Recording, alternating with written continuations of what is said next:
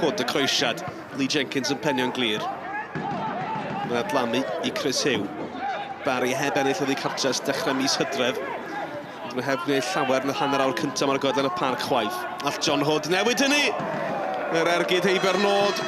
Dyna'r cyfle gorau hyd yn hyn. Hood yn rheoli. Ac yn dod o Spence I mewn i'r gêm yn hyfryd. Mae'r Rafael yn o'n gymni. Mae'r bas yn cyrraedd Ciar Rafael. Price yn llawio dos bosib.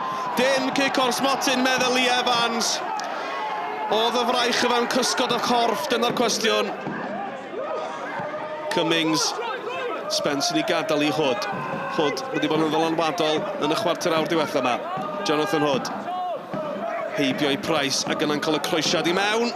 O, fe darodd I dop y trawst. Y Barri yn gwella tua diwedd yr hanner. Luke Cooper. Hood I Cummings. Chydig o le I Luke Cummings I mewn i'r cwr Cosby. Mae Clagan ar y postyn pella ac mae'r Barri ar y blaen. 19 munud I mewn i'r ail hanner. Maen nhw'n heiddi bod ar y blaen hefyd. Maen nhw wedi colli'r dair diwetha nôl yn ôl. Ydyn nhw'n dod o'r hediad hynny ben yn Aberystwyth. Green, cyffyrddiad yn drwm. Felly'r am dafliad.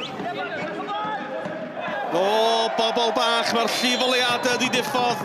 Mae fel bol buwch yma. Ond mae cefnogwyr y Barri'n dal I ganu o leia. Ar ôl rhyw 6 munud oedi, mae'r goliadau nôl ymlaen. A nawr mae yna leiafswm o 10 munud I ychwanegu ar ddiwedd y gêm mawr. Wrth I Lee Jenkins yr un maen. Oes na gyfle, oes na gol I Aberystwyth. Mark Williams. Williams y capten! Mae'r ergyd yn rhy agos I Mike Lewis.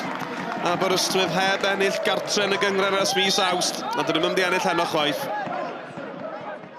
You know, if you look at it, you know, we've been in fantastic form in the early parts of the season. You know, we went 11 undefeated and then found it difficult in the last couple of weeks. But, you know, we sat on 33 points at the moment. We're learning, we're growing, you know, so first European campaign, and I think the boys have been great. And I think that now, looking at 2 games against Cardiff Met, good side, you know, we know that. They know a lot about us, we know a lot about them. So, but it's games to look forward to. And if we can get another win, I think that'll secure a top 6 spot. Bit of a lacklustre game from probably both teams, really. Yeah, we never really created anything today, and disappointed really that from that we've lost the game.